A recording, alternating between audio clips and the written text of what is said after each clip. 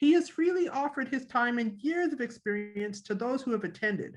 Today, I am pleased to present former District 96 Public Relations Manager, distinguished Toastmaster, and member of Inspirational Speakers Advanced Club, Jamak Golshani. Please subscribe to our YouTube channel. You will see the progression of my beard's growth. The best part of that playlist is you can see Jamak's beard go from nothing, just a little tiny goatee, to this masterpiece.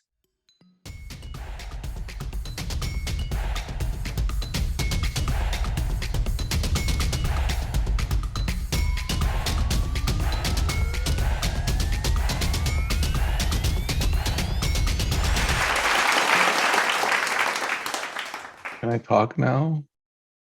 I was supposed to do this session at the beginning of this month because that's what I was voluntold to do by our beloved PRM, Miss Janice, who's laughing at me right now. Then what happened was they're like, well, this is gonna happen in the conference. Do you want to do it, or should we postpone it till next month? And I said, we'll do it in the conference, but I'll have to modify some things, right? Because this has been a journey. This has been something we started from the fundamentals of digital marketing, and we've gotten to this point. And I left this one for pretty much last because, you know, our Toastmasters year is coming to an end. Thank you, Carol, for your amazing leadership. By the way, she just turned on her camera and I see her beautiful face. This year has been amazing, but it's coming to an end, and this series is going to come to an end. And this last session is sort of borderline online and offline marketing, right? We promote events. Events aren't always online. We hope that our events are going to be offline very soon. It's how do we bridge that? Right? How do we go offline, online, and continue to promote? How do we bring our offline guests into our online following so we can continue to market to them? Those of you who've been with me, we've talked about social media marketing, we've talked about email marketing, we've talked about video marketing. So all these things start to apply once you have that person who just walked through your doors in your database. Until that happens, it doesn't mean anything. They come into the room for an hour, they enjoy your presence, and then they'll leave. And that's it, it's done. So that bridge is significant. However, what you need to keep in mind is that there are things that I might bring up here that you might look at and go, "Ooh, that doesn't make any sense." It's because you don't have the prerequisites. So I'm going to try my best, because there are some people on the call today that have been through all of this with me, and it wouldn't be fair for me to cut them out and just give everything, because it would be very basic.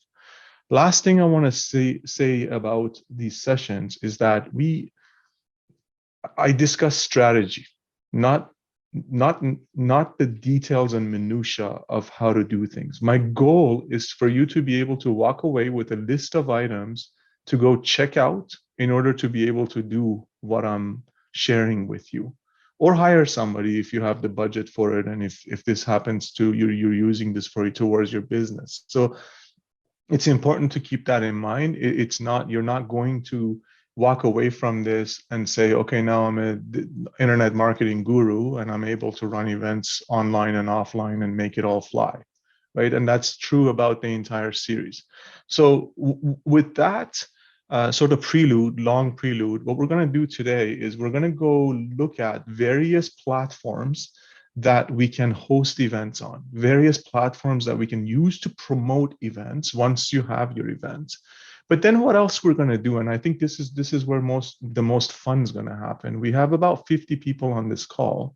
What I'm going to ask for our Zoom master to do is to break us up into breakout rooms.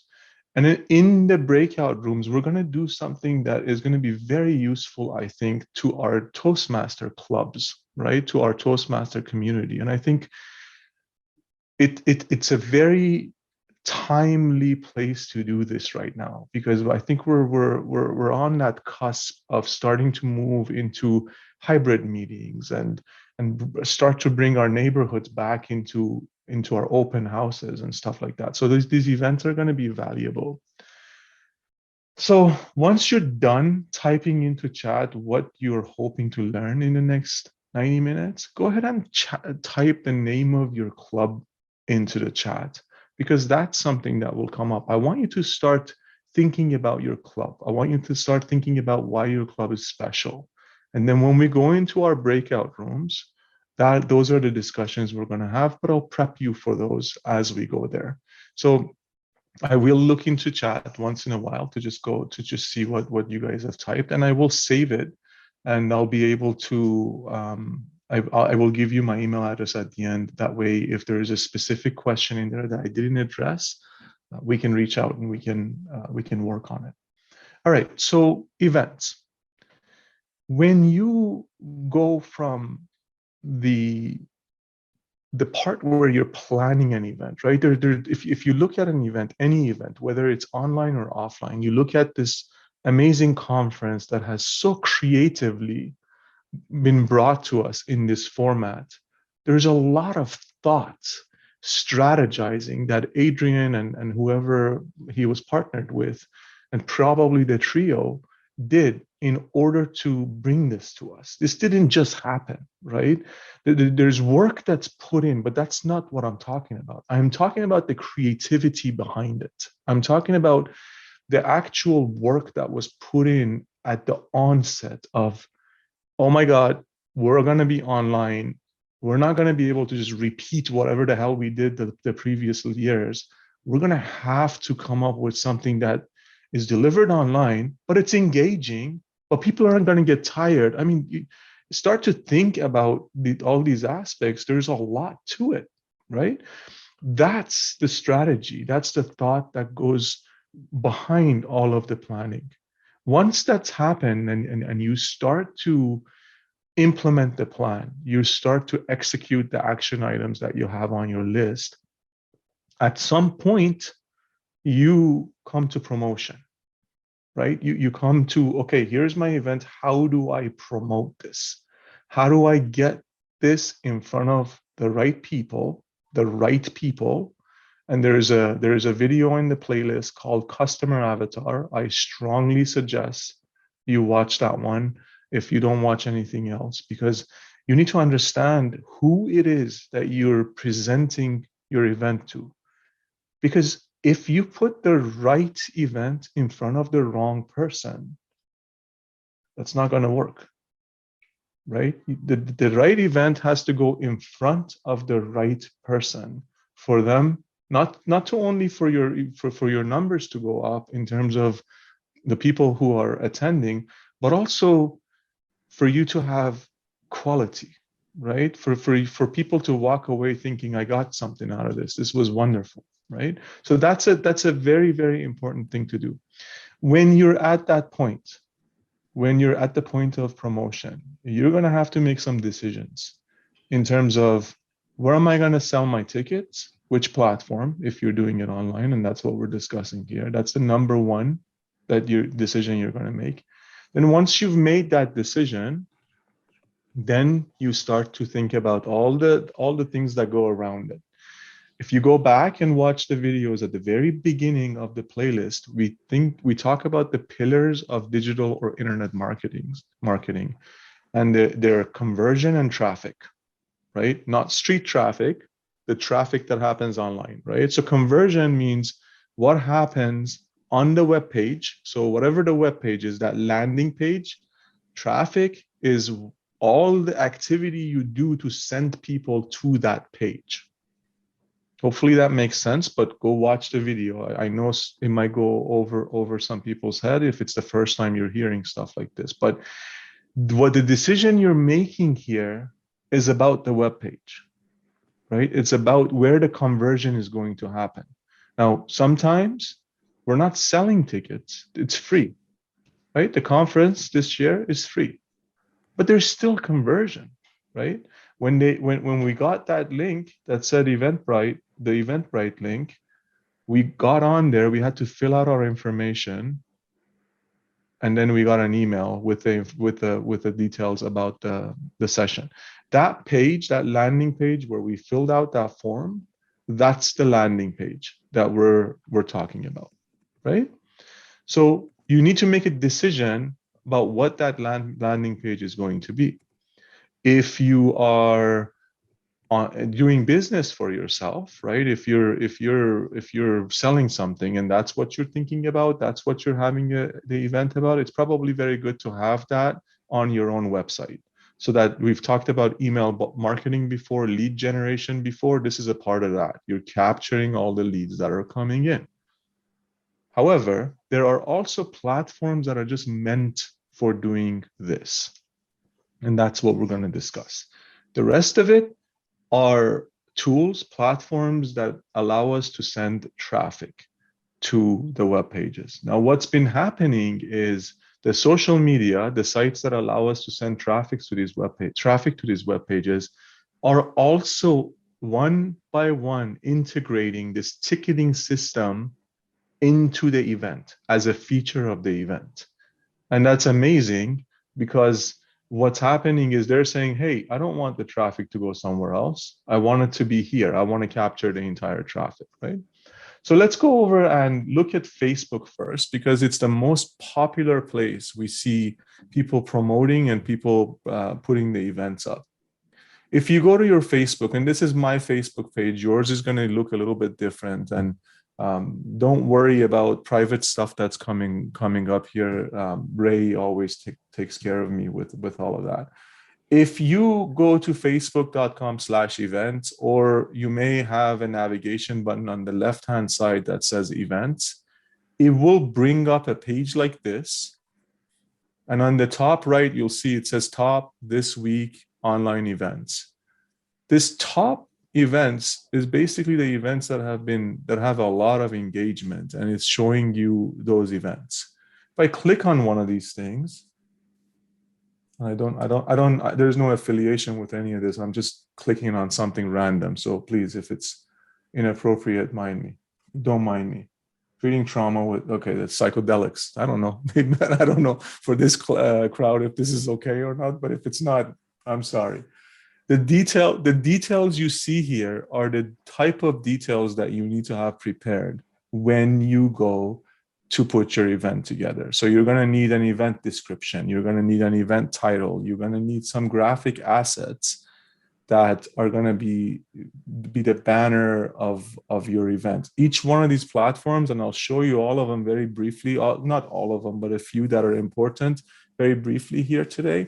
You will see that each one of them has their own little thing. You know, the banner is a different size. The way you can interact with the traffic, with a graphic, is a little bit different. But you will need a headline. You will need, obviously, the date and everything of the event. And then you'll see that there's a tickets link. You see how it says here, find the tickets? This is just a link behind it. When you set up the event, it's just a link. This is the link to that page that we were just talking about, right? Unless you decide to sell it through Facebook, which you could set up through them as well, right? And those are the things that I'm telling you are coming. It gives you the ability to send invitations out to the people you know, and obviously it gives people to invite other people as well. Important.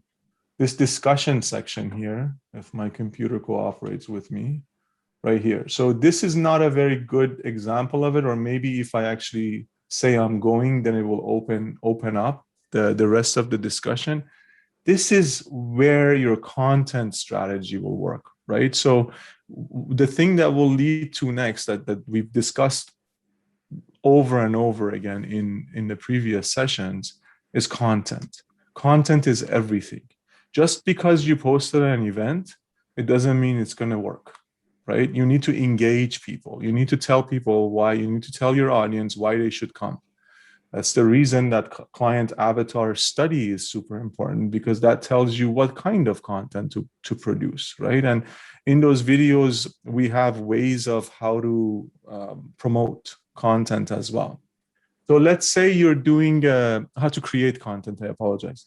Let's say you're doing a Zoom webinar, right? Zoom has the Zoom webinar product is different than what we're using today. So the Zoom webinar product allows you to have a registration page with a backend that has, it gives you the ability to do email marketing to the people who register. So you can say, I want these 5 emails to go out to the people who register as soon as they register, you know, and then 2 days later, 5 days after that, whatever, and it will go through, right? So you would put the link to the Zoom webinar in here, but then your content telling people why they should be doing this would be posted here. People might ask questions, you answer them, and you go on and so on and so forth. Let's move over to LinkedIn. LinkedIn's event product is relatively new. This is the only event that showed up in my feed. It's a little bit different than Facebook. So when I clicked on events at the left bottom hand of my LinkedIn page, this is the one event I had. You see, it's actually a relatively good example of something of what not to do. Look at this graphic they used here. It doesn't fit, right? It's gone. It's cut off. So the person doing this was probably being a little bit lazy or didn't realize it. They should have made a different banner graphic for LinkedIn that was the right size, and it would fit here. But you can see it's the same sort of stuff. You've got a registration link, you've got your date, and then you have the ability to share and invite your connections. You can get the details of the event. Attendees, this thing only will show me the people who are connected to me and are attending the event for privacy reasons. But then look, I can post something here, and then that will interact with, it will be posted here, but it will also be posted on my connections feed as that I'm going to this event, right? So that's a way that the message gets spread and could go viral if it's something that people are interested in. But the concept is the same. That's what I'm trying to get at.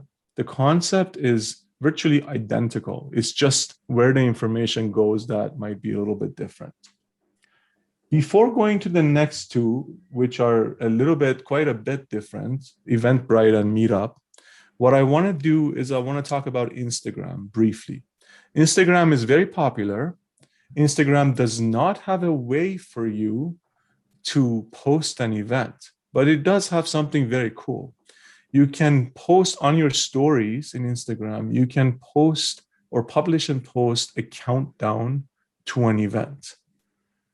And guess what people can do? Your followers can subscribe to the countdown, which is amazing, right? Because as your event is nearing, it's going to ping the person. It's going to send a notification to the person and say, hey, you said you're interested in this event. Do you want to join? It's starting in 5 minutes. Guys, I'm going to close chat because it's distracting me. I'm used to reading the chat as I teach, and there's a lot of sort of irrelevant conversation that happens. It's distracting my mind. So I closed it. We'll go through questions later. Somebody will help me. So Instagram is very, very powerful. The details of the event are not going to live there. You're going to have to, and Instagram doesn't allow you to share a link in the caption. I mean, you can type it in there, but they can't click on it. So it's kind of useless, right?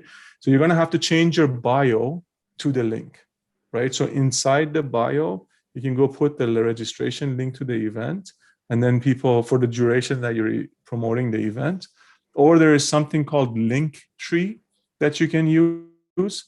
It gives you one link, but when people click on that, it will give them a list of buttons, links that they can click on, and it will take them to various places. So either way, you put something in your bio in the one place that the link is clickable, and then you set up the event reminder, so people can subscribe to it and they can go from there. So that's the one thing with Instagram that I find really cool and interesting. All right. The next two are very important and are critical, especially when we're talking about something like Toastmasters I think they could be a good source for attracting new guests. Okay, so that's something to think about and something to plan around. Eventbrite is a place where you can go in, and if you look, I have my own account here. It's a free account. I can go manage my events. I brought up this one event. It's from our club, Inspirational Speakers Advanced. This is the contest we were doing. And I had Renee do a little promo about the contest. So I can embed a video. This video is hosted on YouTube, but people can play the video and see if they actually want to go to this event or not, right? Put a picture on here. This is a stock image. It's not really anything significant. Put something about the event, and then this video could be a sales pitch, of sorts, because this is the landing page. This is where you want them to do something, right? So Eventbrite is one of those landing pages. If you don't have a website, or if you want to reach out to a bigger audience, Eventbrite is a good tool to use to set up your ticketing through that, and it gives you a whole bunch of features on the back end. I'll show you some of them, but again, I don't want to spend too much time on discussing the features of a platform, because that information you can get anywhere. You can just go online and do some research. But this right here is a little bit superior to if you just did this on Facebook, because of the tools it gives you on the back end, and the fact that you can embed videos. I could have like other more stuff in here. I can do tags, and people can find you if they're on Eventbrite and they're searching. If someone searches for like whatever, this one is not good. Online community networking, for example. If they did community networking, this might come up. The event might come up. So you post your event in here. You could sell tickets on here. The tickets could be for money. They don't have to be free. And I think Eventbrite takes a little percentage of it, and then there you have it, right? So this particular event, let's look at the back end of it. So it gives you some analytics, right? How many tickets went through here, how many page views we had. So again, if you go back and look at the stuff we've discussed in previous months, when we talk about traffic, we always talk about measuring your traffic and conversions, right? So this at this stage is telling me that I drove 37 unique visits, 37 people to this page. Out of those 37, 9 of them purchased tickets, right? So whatever ratio that is, that's my conversion ratio, right? If I did some advertising, for example, on Facebook, and I was driving people to this page, I would know how much money I've spent on advertising. If I had, let's say I had paid for 100 clicks on a pay-per-click advertising campaign, and out of 100 click, I got 37 people on here. That's a 37% conversion on the traffic that I purchased. And then you have this ratio of conversion here. But this is not the end of it, right? Remember, we said bridge it to offline. How many people actually showed up to the event is also key. So out of the 9 people, if you have one person show up to the event, there you have about a 10% conversion rate, for example, right? Then you can see, as an example, if that person ends up becoming a member, for example, right? Then we can look and see what was our cost per acquisition for a member if we did advertising, right? So if I spent $100 and I ended up getting 1 new member to my club, that member cost the club $100, right? So those analytics have to be done properly and documented, so you can measure the performance and see how you can do better. If you look at the left-hand side navigation, all of this here, this is stuff. These are the tools that Eventbrite gives us so we can work. You've got basic info, details, online event pages, what you just looked at. Tickets is you set it up, like how many tickets do we want to sell, how many are paid, how many are not, promotion codes, all that stuff goes in there. And then you publish it.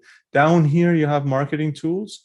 you have the ability to email people that that have purchased tickets. One thing that's important for me before I move on to Meetup, people have the ability again here to subscribe to your Eventbrite, right?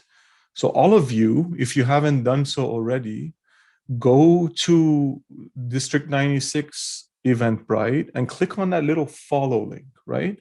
If you do that, every single time the district posts an event, you get a notification. So you're never going to miss anything out, right? Miss out on anything.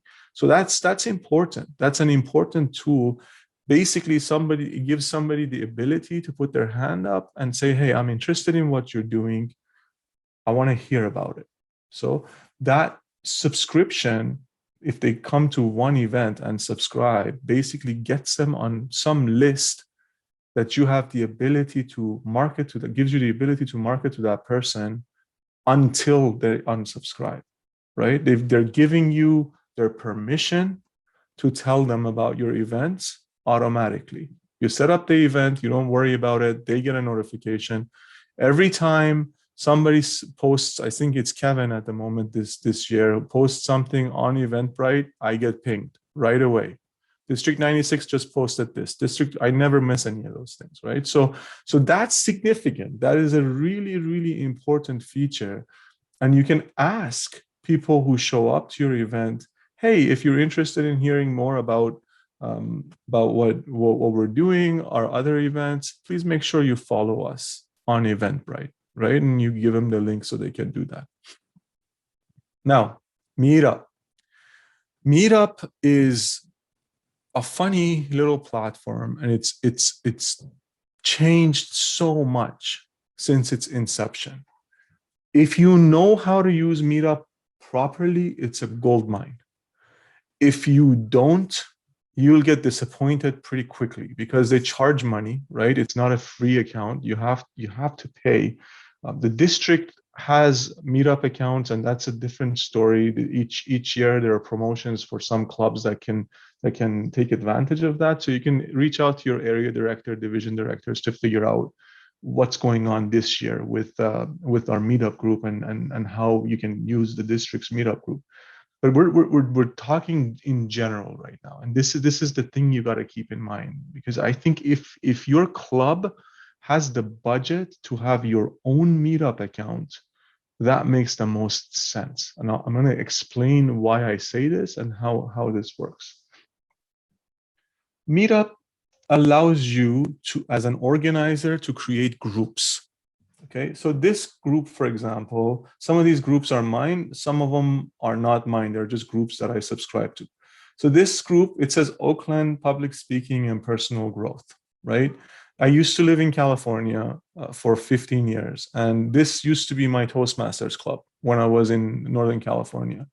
So, but this is the important thing. It doesn't say Toastmasters anywhere in here. You see that? It says Oakland Public Speaking and Personal Growth. Oakland signifies where we are. It's important. We come up in search wherever somebody is even near Oakland, not because of this, but because I put this location tag in here, oakland.ca. The group has 333 members. I have not done anything with this group for 5 years since I moved. Right, I need to turn it over to the club, but somebody needs to pay for the account. I pay for the account still, right? But look at the events. Andisha Toastmasters Open House. Open House Andisha Toastmasters. Open House Andisha Toastmasters. Accelerate Your Learning was sponsored by Andisha Toastmasters. Look at the location. It's always the same thing. It's our club location. You see that? It's our open houses, basically. Right? But the messaging was around personal growth and development. And this isn't bait and switch. Okay, this is the part I'm segueing into what we're going to do in breakout rooms right now. So please pay attention. The work that you do in figuring out your customer avatar, in figuring out what it is that people tend to respond to results in these words here, the topic here, right? This is a group that's focused on personal growth and personal development and public speaking. Just happens to be in Oakland as well, right? So all the content, whenever if I go into one of these events, for example, these are past events, by the way, and I don't know what's going to come up. If you read these details, and I don't want you to do it, it has more to do with what problem we're going to be solving for this person who is going to come to this event, right? So this says accelerate your learning. There's probably stuff in here that says, if you want to learn faster, this is how you're going to do it, right? And as the event organizer, when I sat down with the club executive, we made sure we have at least a keynote that deals with accelerated learning or meta learning or something like that, right? And then the rest of the stuff in here, it shows you the attendees, who's attended, and then you can upload photos. People can leave comments on here, questions, answers. We do have some photos in here, probably from from other events. But the point, like those are the pictures. The point that I'm trying to get across is 333 members is significant for a small club that's in Oakland, right? But it's developed over time and it's been nourished. That's the thing that I need you guys to keep in mind. The audience has been nourished. Meetup allows you to do email marketing to the members of your group, right? So whoever is in your group, you can send emails to them. You can send mass emails to them.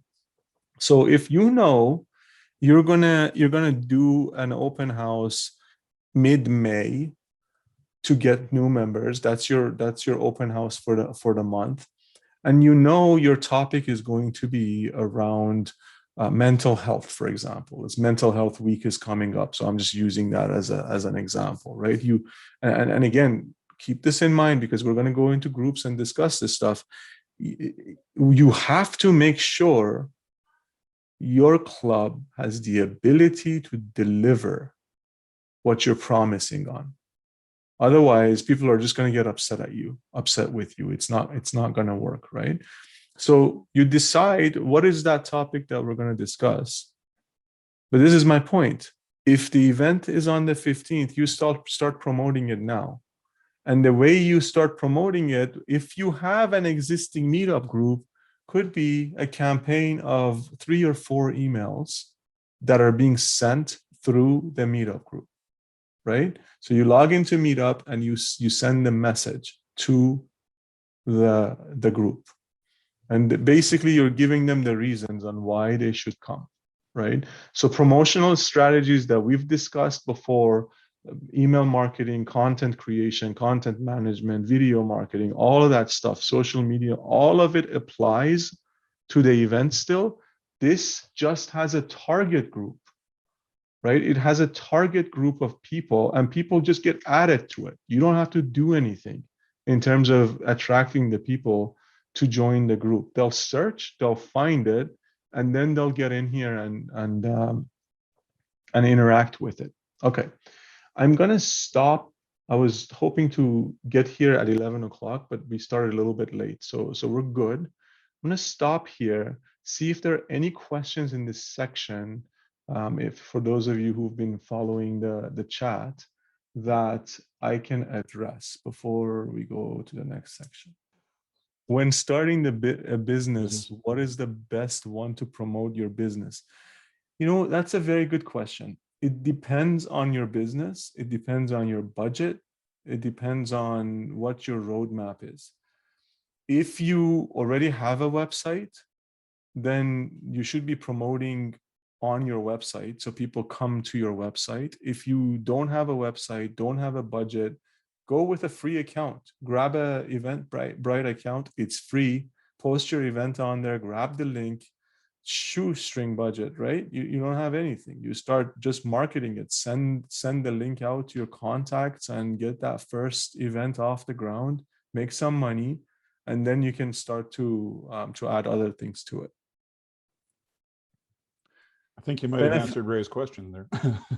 Yeah. So there are, Ray, I suggest you for Meetup, it's basically the number of groups that you have and you can manage. On a free account, I don't think you can do any. You have to pay. I pay like $100 US for this, and I think I have 3 groups that I can that I have, and I can 3 or 4 groups that I can do. 5? Is that what you're saying, Janice? No, I'm saying that the district has a meetup group that any club can post their thing on for free. Yeah. It's not So that's targeted. That's the thing. That's why I said if your club can afford it, you should get your own. However, if you cannot afford it, definitely see to it and see how you can use the districts, because the district's Meetup account over the years has collected, and I think there are 2 accounts. No, there are 2 groups, 2 or 3 groups. I can't, from what I remember from last year. One of them is very strong. They're geographically targeted. These are people who are already Toastmasters fans, because we've nourished this group for a long time. So you can certainly leverage that. Post your events, be different, provide content. Don't just stick the event up there and forget about it. Provide content, engage in discussions. That way people get to know you and want to come out and meet with you. Mm-hmm.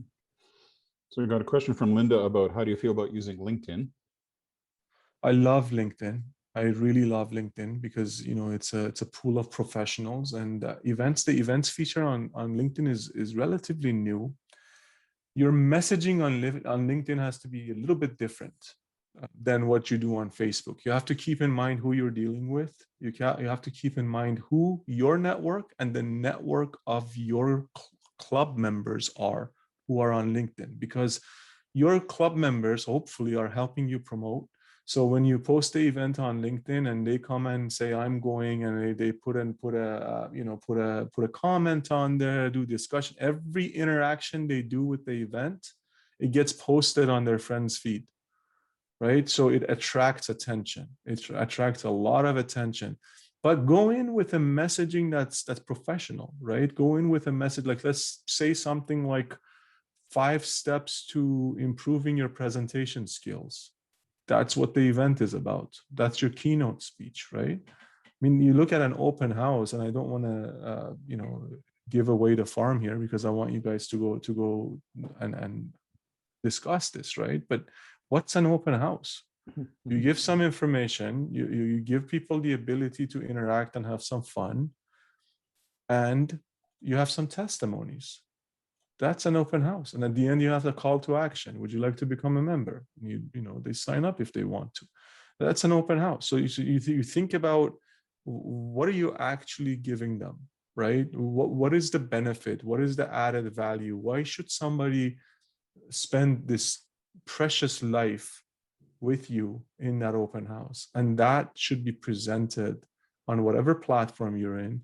If you're on LinkedIn, knowing that that's a professional environment, you want to make sure the messaging is aligned with the audience. Yeah, so David, yes, the answer to your question is yes. I recommend you watching the video I did or the session I did on social media. I went into quite a bit of detail on there, but to just give you, and it's a moving target. This is the thing. So you got to keep doing your research. I thought Facebook was cool and happening until my teenage kids said, nobody's on Facebook, Daddy. And I was like, what do you mean? I have so many thousand friends on Facebook. Nobody's on Facebook, Daddy. Okay. And then their age group uses Instagram for messaging. So the way we use text messaging, use email, maybe use WhatsApp, they use Instagram for group messaging and whatnot. The next age group from there is in Snapchat, and then TikTok, right? And it's a moving target, because if you go back and 5 years ago, this generation, 5-10 years ago, whatever, this generation that's now still on Facebook thought Facebook was cool and was on it, right? We never migrated to TikTok. I don't even know what the hell it's gonna drive me crazy. I tried going on, I have an account, but It doesn't work for me. 15-second videos, I'm putting out content that are 90 minutes long. 15-second video doesn't do anything for me, right?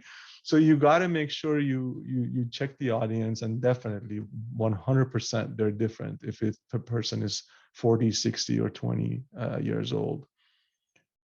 All right, so Vincent, this is a good this question is very good going into your breakout rooms. So he's asking which platform would be better depending on your club type.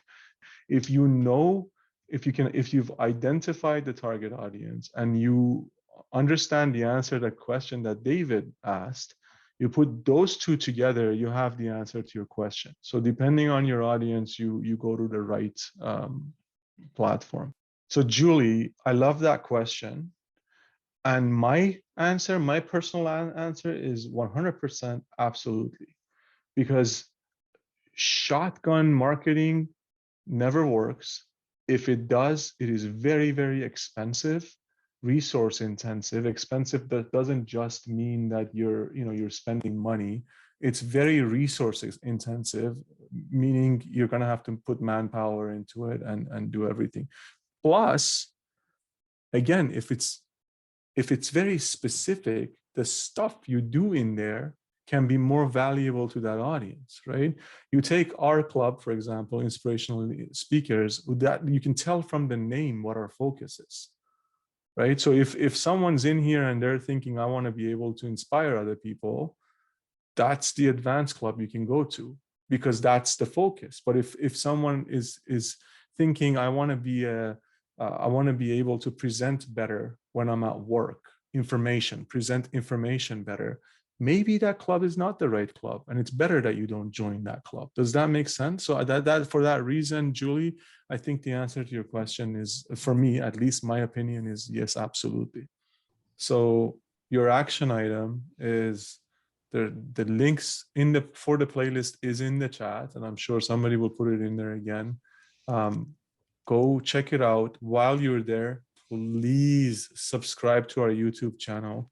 You have no idea the amount of work that Ray and some other people have put into this YouTube channel. So I remember last year, or the year before last year, actually, we were struggling to get to 100 on there in order to be able to get our name. So let's give it another push. Ask all of your club members when you go back to bring up their phones, just go subscribe to our YouTube channel. Same thing with Eventbrite and all these things. When you go to see a movie, don't you come home and tell everybody about it? It's the same thing. We have something great here. Look at this power of being able to bring all of us together at a time like this. Why not share it with everybody? It's a great time to promote Toastmasters because we're online. Being online is not a bad thing, you guys. Yeah, we're missing a lot, but this is an amazing time to promote, because they don't even have to get out of their house and walk 3 blocks. They just turn it on. They don't want to be on camera? No problem. Just listen. Just listen to some amazing speeches, right? So hopefully you got some ideas, you got some inspiration, you got some light bulbs going off, and you can go back and invite members, set up an event, invite new people, invite people in your family, co-workers, whoever you can think of that can benefit like you have from Toastmasters. Tell them to come check it out. When you have an event, you have an excuse, don't you? It's not just come listen to some speeches and we do impromptu speaking and it's fun. It's come for this purpose. Come learn this. Come, we're going to talk about such and such. And then once things change a little bit more and we go into hybrid events, and hopefully we're working in a district to put some sort of guideline together for how to do hybrid events. Once we're in that, we keep promoting online. And guess what? That online traffic, like I went into today, will become foot traffic. They'll come to the club. And the flip side, the people who just find it by a flyer posted in Safeway or whatever, that come to the club, we will bring them online. into our lists so that we can continue to market to them and continue to go from there. I think I have 3 minutes for questions. I don't know who my moderator is, but I think I have 3 minutes for questions. Yeah, go ahead, Kerry. Thanks. It's always a struggle to figure out how to find your uniqueness in your club. Can you suggest any ideas or a strategy to apply to help us? Absolutely, absolutely. How do you get to know a person? Unmute yourself, Kerry. I'm not gonna have a monologue. We're gonna work through this together. How do you get to know a person? Just by talking to them, asking questions, listening. Yeah. How about doing some interviews? Right? So set up some time. You know, you're gonna do table topics anyway, right? Set up some time. One person will become the interviewer, just the same way we do with the contests, right? But be creative about the questions. That will give you insight into people's minds. It will tell you who this person really is, what their background is.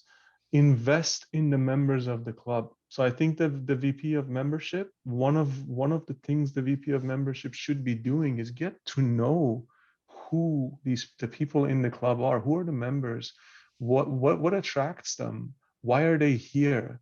And that, I think, brings out the uniqueness of the club. So if you were to create a document, right? Let's say it's a Google Doc that everybody has access to, and you tabulated this information that you gathered from interviewing the people in the club, then anyone looking at that document would probably go, wow, I can't believe there's this wealth of experience that meets every single week in this room. And then that becomes your uniqueness. So that's just one strategy. I'm sure there's other ways of going about it. Who presented this workshop? This really cool guy named Jamak Golshani. And what is the most interesting feature about Jamak that we could point at before this workshop begins? Ray, I gotta tell you, this man has something that will stop traffic. The man's beard is magnificent. The color variations, the length, the fullness. I don't know what else to say except it's immense. I'm going to tell you the beard story, because if I don't do that, then Nicole's whole introduction goes to waste, right? So let's do it. All my life, since I was a kid, when I had the stubble coming and everything, I look at these people with beard and I go, ooh, that looks epic, right? Like Larry's there, I thought that looked epic. But every single time I tried to grow a beard, the stubble was so itchy, I could not for the life of me stand it. It just drove me nuts. When the pandemic happened last March, my last day at work was March 13th, if I'm not mistaken. Just came home, didn't shave. You know, the Zoom meeting, so many of Zoom meetings was not a thing yet. So, you know, I don't feel like shaving. It got to the point where it was really itchy. And I thought, you know, let's just keep it. Let's just keep and see what happens. You'll hear many, many reasons why you should go out and check out that playlist that Nicole mentioned in her introduction. That playlist is about 15 hours of pure information with no expectations on my part other than you using it. But here's one additional reason. You will see the progression of my beard's growth throughout the episodes, because every single one is like a month apart. And you watch these videos, like my wife was telling me yesterday, she was like, you should take screenshots of these things and make a collage that says the past year, because I'll shave it, right? The first thing was I figured, you know, as soon as we hit March and we go into the spring, I'll shave it off. But then I thought, let's just keep it till I'm vaccinated, right? That way it captures the whole pandemic in one, for me at least, right? So it's a bookend. Yeah, exactly. So you'll see what maybe I'll make it and I'll have Ray add it as a cover to the playlist or something. It would be fun. Thank you so much for spending your moments with me. Ladies and gentlemen, let's unmute and give Jamak a round of applause here. Thank you for watching this video on the Toastmasters District 96 YouTube channel. Subscribe to our channel to watch replays of our volunteer-run workshops, contests, and other events that are happening in our district. Like this video to show your appreciation for the volunteers who work hard to run these events. And remember, we are all volunteers. Thank you.